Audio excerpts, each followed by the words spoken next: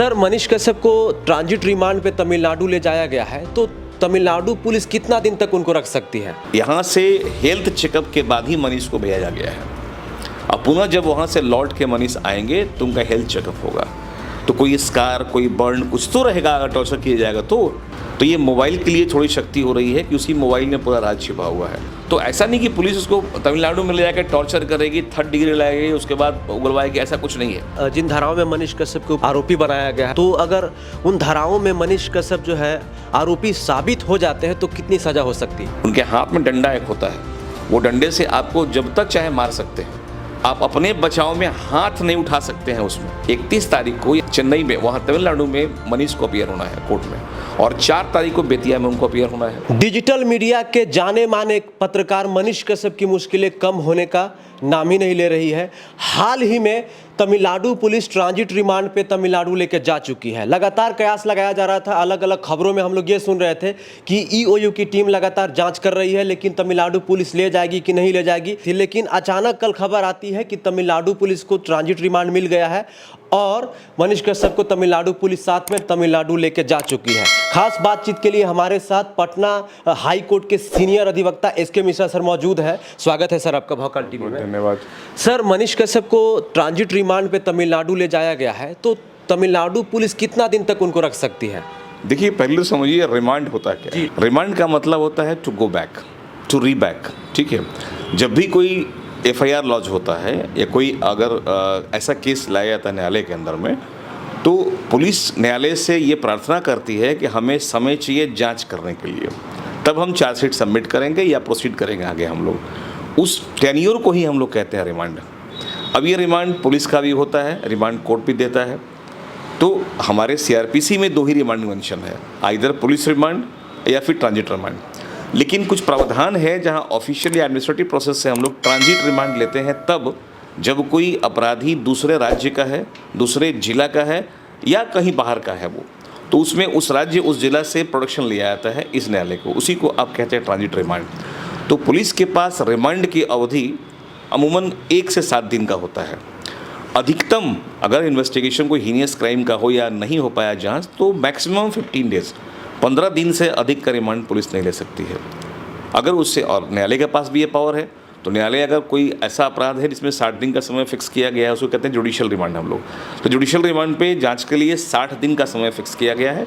और कोई ऐसा क्राइम है जो हीनियस हो या कोई उच्च श्रेणी के, मान लीजिए जैसे मर्डर हो जाए, कोई रेप केस है, कोई नरसंहार अगर हो जाए जहां पुलिस को और अधिक समय चाहिए एविडेंस लाने के लिए, तो 90 डेज मैक्सिमम, उससे बेसी का रिमांड नहीं। तो सर, ये जो तमिलनाडु पुलिस ट्रांजिट रिमांड पे मनीष कश्यप को लेकर गई है तमिलनाडु, उनके साथ क्या क्या हो सकता है? नहीं, जांच होगी। तो जांच में मतलब कैसे सर? जैसे रिमांड पे सुना है कि पुलिस जो टॉर्चर करती है, सच उगलवाने के लिए मारती पीटती है, ऐसा भी कुछ होता है क्या? ये सब एक मिथ्या भ्रम है। जब कोई अपराधी अगर अपराध को छिपा रहा है, जैसे मान लीजिए अजमल कसाब पकड़ा गया है, और अगर वो छिपा रहा है कि पाकिस्तान से कनेक्शन उसका नहीं है या कहीं कोई और संगठन से मतलब उसका नहीं है, तो पुलिस उसे सच उगलवाती है। उसमें थोड़ा टॉर्चर किया जाता है। टॉर्चर करने का मतलब ये माने कोई प्रोसेस नहीं है टॉर्चर करने का, उससे निकालना है। बहुत सारे पुलिस वाले होते हैं बहुत सॉफ्टली, जेंटली या सेंटिमेंटल होकर निकलवा लेते हैं। कुछ लोग शक्ति बरतते हैं, वो तो उनका अपना तरीका होता है, उसमें न्यायालय कोई हस्तक्षेप नहीं है। हाँ, लेकिन टॉर्चर करने में आप किसी को मारेंगे, पीटेंगे या ह्यूमिलिएट करेंगे, तो फिर हमारे संवैधानिक अधिकारों का हनन होता है। फिर हम माननीय उच्च न्यायालय में या न्यायालय में अपना प्रार्थना ला सकते हैं पुलिस के खिलाफ में। तो यहाँ से हेल्थ चेकअप के बाद ही मनीष को भेजा गया है। अब पुनः जब वहाँ से लौट के मनीष आएंगे तो उनका हेल्थ चेकअप होगा, तो कोई स्कार, कोई बर्न कुछ तो रहेगा अगर टॉर्चर किया जाएगा तो। या मनीष का अपना बयान ही है कि हमको वहाँ ले जाकर मारा पीटा गया है, लेकिन इसने जो भी एविडेंसेस है मनीष देने को तैयार है।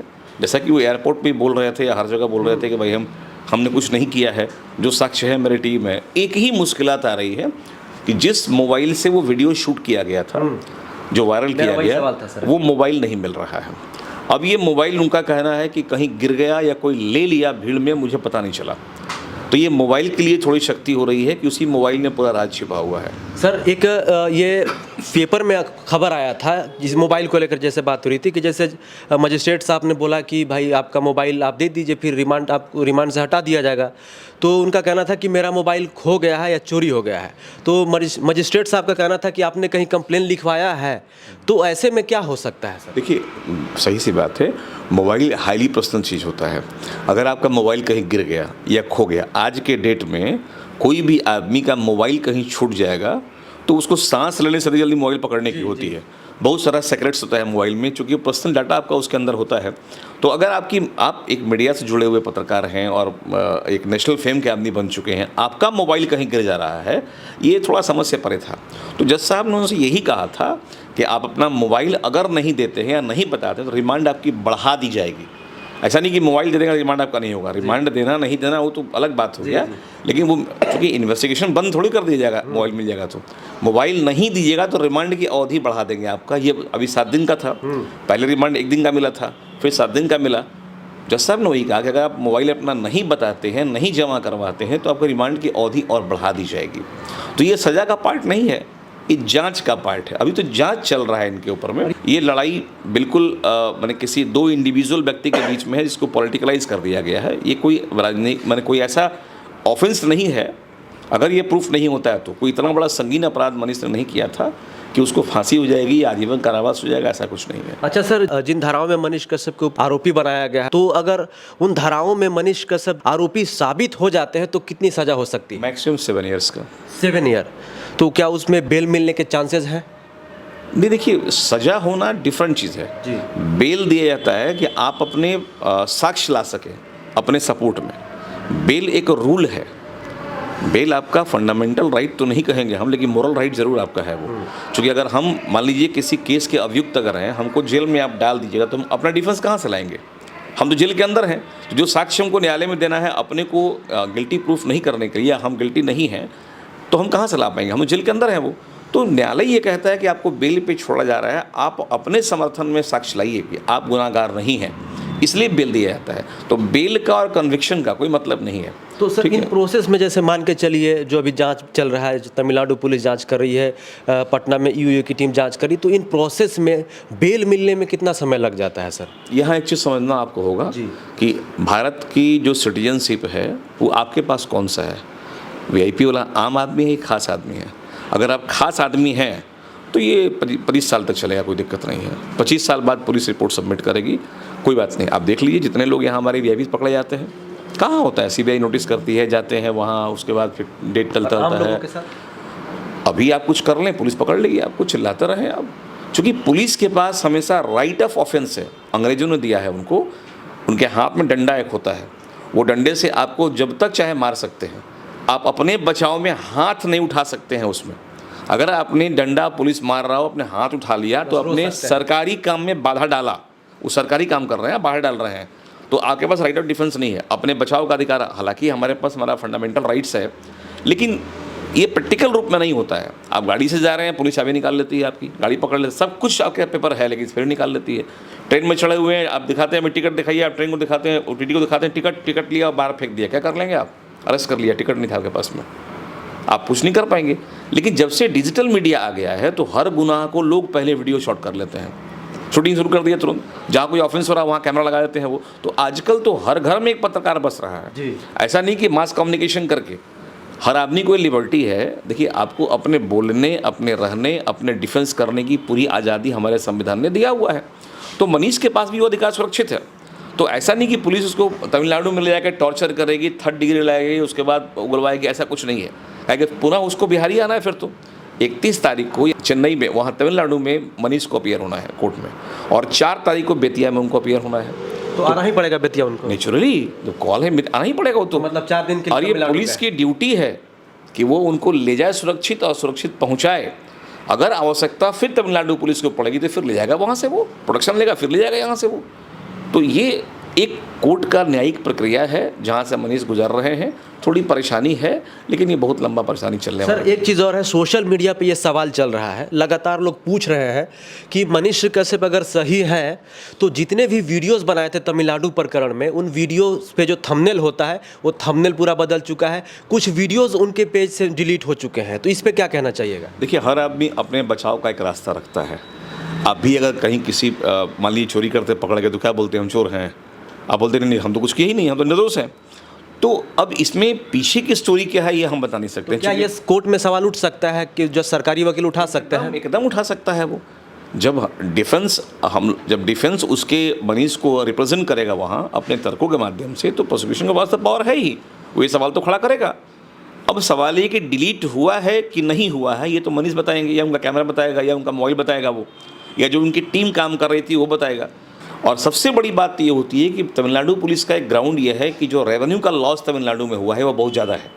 कारण क्या है कि बिहार एक फैक्ट्री है, बिहार में फैक्ट्री नहीं है, बिहार अपने आप में एक फैक्ट्री है जहाँ से मजदूर पैदा होते हैं। और ये मजदूर गुजरात में, महाराष्ट्र में, दिल्ली में, तमिलनाडु में, आंध्रा में, पूरे भारतवर्ष से मजदूर सप्लाई करने का फैक्ट्री बिहार में है। चूँकि बिहार में कोई जॉब एवेन्यूज तो है नहीं, नौकरी पेशा का कोई यहाँ ऐसा कुछ साधन है नहीं, तो ये लोग यहाँ से पलायन करते हैं।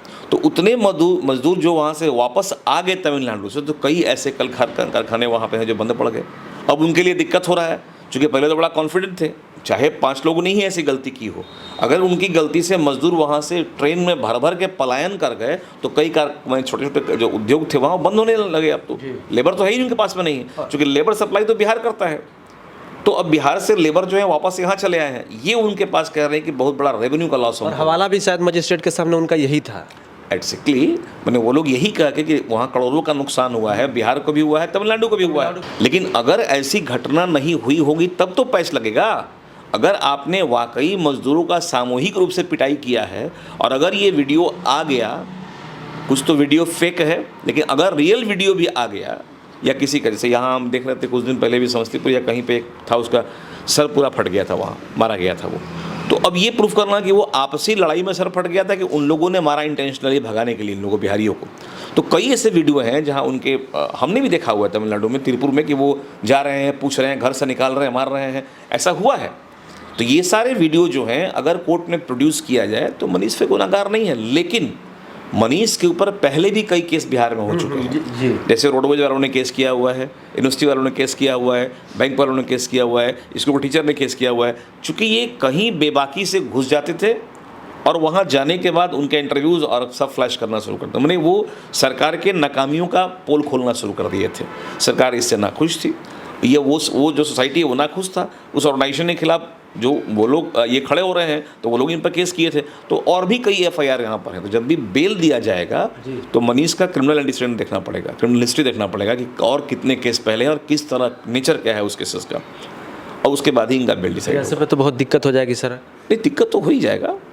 बेल जब भी लिया जाएगा, आज के डेट में माननीय उच्च न्यायालय के आदेश पे क्रिमिनल एंटीसीडेंट पहले देखना है कोर्ट को, कि कोई इन पर आपराधिक मुकदमा पहले से लंबित है कि नहीं, या कभी कोई और अपराध में आए हैं कि नहीं, ये उसके बाद ही इनका बेल। मेरा यही सवाल था अगला सर, कि जैसे तमिलनाडु में केस है, बेतिया में केस है, और भी जहाँ जहाँ पे जो केसेस हैं, तो क्या सब में बेल लेना पड़ेगा इनको? नहीं, अगर केस है तो बेल तो लेना ही पड़ेगा। तो फिर बहुत समय लग जाएगा इसमें सर। एक साथ सब थोड़ी बेल होगा, नहीं एक साथ कन्विक्शन सबका होगा। अभी से बिहार में जितने केस चल रहे हैं वहाँ अपना वो बेल आउट करेंगे। एक एग्जांपल के तौर पर, जैसे मान लीजिए कि तमिलनाडु प्रकरण में उनको बेल मिल जाती है, तो आराम से बाहर आके पत्रकारिता कर सकते हैं। देखिए, उनके लिए एक अच्छा रास्ता है, यानी हम ऐसे ही बोल रहे हैं, करना तो उनको है वो, कि वो माननीय सुप्रीम कोर्ट में याचिका दायर कर सकते हैं। पटना हाईकोर्ट, हाँ, पटना हाईकोर्ट ने भी रिट याचिका दायर कर सकते हैं वो, कि किस तरह से ये हुआ है, बशर्ते कि उनके पास उनके समर्थन में साक्ष्य हो। अगर साक्ष्य उनके पास है तो माननीय उच्च न्यायालय उनका स्वागत करेगा, आप वहाँ फाइल करें। हाई कोर्ट में आप फाइल करते हैं या सुप्रीम कोर्ट में करते हैं, तो कितना समय लगता है सर वहाँ पर केस को, मतलब सब कुछ कंप्लीट होने में? देखिए, ये कहना बड़ा मुश्किल होता है कि आपकी बारी कब आता है। मिनिमम टाइम अब तो 2015 के केस हमारे हाई कोर्ट में नहीं पकड़े गए हैं अभी क्वेश्चन का, तो सेशन कोर्ट में या हाई कोर्ट से यहीं से इनका बेल होगा, और ये कमोबेश लेने में 2-3 महीना लग जाएगा। क्या ये पॉलिटिकल लड़ाई हो गई है सर? कंप्लीटली पॉलिटिकल लड़ाई है। आपने कहा क्या था मनीष ने क्या कहा था, सरकार गिरा देंगे। जी किसके 180 सरकार? दिन पर। पॉलिटिकल तो हुआ ही है। जी। आपने कहा सीएम नहीं बनने देंगे, ये पॉलिटिकलाइज नहीं हुआ? तो क्या उसी की सजा मिल रही है इनको? बिल्कुल मिल रही है। आप पत्रकार हैं, अपना एक प्रिंसिपल आपका है, आपके कम्युनिकेशन का, आप जर्नलिज्म का एक अपना एक प्रिंसिपल Ethics होता होता है। है, media आप उस नैतिकता को ख़त्म करके आउट ऑफ वे जा रहे हैं। आपको न्यूज़ दिखाना है, लेकिन आप न्यूज़ दिखाने के बदले डिबेट पर आ जा रहे हैं। आप न्यूज़ दिखाने के बदले चैलेंज करने लगते हैं। उसके आप बन जाते हैं एनालाइजर ही बन जा रहे हैं, आप एनालिसिस करने लगते हैं, ये क्या होगा, वो क्या होगा। ये आपका प्रिंसिपल नहीं है। इसके लिए आप मंच एक फोरम बनाइए, उस फोरम पर सबको बुलाइए, आप डिबेट कीजिए, कोई दिक्कत नहीं है।